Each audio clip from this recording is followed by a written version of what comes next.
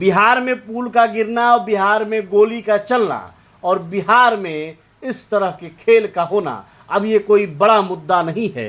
ये मुद्दा अब आम हो गया है कि पक्ष सत्ता के नशे में चूर है और विपक्ष खामोशी भरे अंदाज में जी रहा है। मामला ये है कि इतनी बार बिहार में सरकार गिर चुकी है कि अब पुल गिरने के मामले को कोई गंभीरता से नहीं ले रहा है।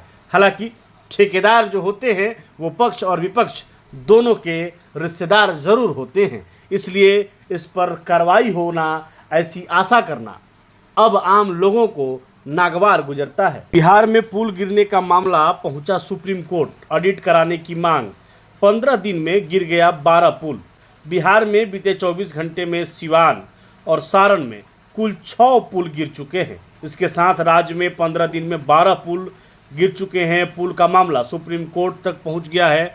इस मामले में याचिका दायर कर जांच की मांग की गई है। जानकारी के अनुसार ब्रजेश सिंह ने यह रीट याचिका दाखिल कर राज्य में हाल के वर्षों में हुए छोटे बड़े पुलों के सरकारी निर्माण का स्ट्रक्चरल ऑडिट कराने का आदेश देने की गुहार सुप्रीम कोर्ट से लगाई है।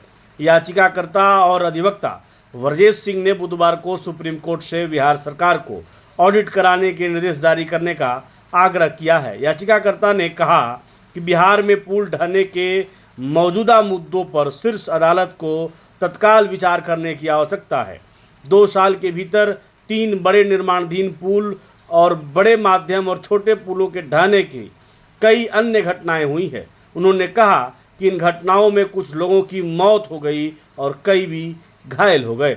उन्होंने कहा कि भविष्य में सरकार की घोर लापरवाही और ठेकेदारों और संबंधित एजेंसियों के भ्रष्ट गठजोड़ के कारण और भी घटनाएं हो सकती है। यह बहुत चिंता का बात है। बिहार जैसे बाढ़ प्रभावित राज्य में लगातार पुल गिर रहे हैं। बिहार में पुलों के गिरने की ऐसी घटनाएं विनाशकारी है। बड़े पैमाने पर लोगों की जान दांव पर लगी है, इसलिए लोगों की जान बचाने के लिए सुप्रीम कोर्ट के तत्काल हस्तक्षेप करने की आवश्यकता है। बता दें कि 18 जून को अररिया में निर्माणाधीन पुल गिरा। सिवान में 22 जून को पुल गिरने का मामला सामने आया। 23 जून को मोतिहारी में पुल गिरा। 27 जून को किशनगंज में पुल गिरा। 28 जून को मधुबनी में पुल गिरा।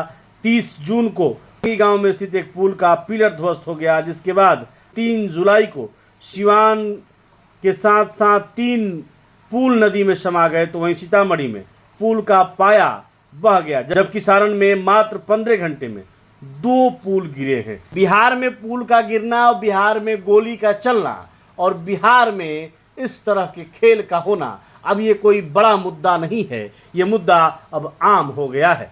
बाकी देखना है कि पक्ष सत्ता के नशे में चूर है और विपक्ष खामोशी भरे अंदाज में जी रहा है। मामला ये है कि इतनी बार बिहार में सरकार गिर चुकी है कि अब पुल गिरने के मामले को कोई गंभीरता से नहीं ले रहा है। हालांकि ठेकेदार जो होते हैं वो पक्ष और विपक्ष दोनों के रिश्तेदार जरूर होते हैं, इसलिए इस पर कार्रवाई होना, ऐसी आशा करना अब आम लोगों को नागवार गुजरता है। बाकी ये वीडियो कैसा लगा आप अपनी प्रतिक्रिया व्यक्त करिएगा। धन्यवाद।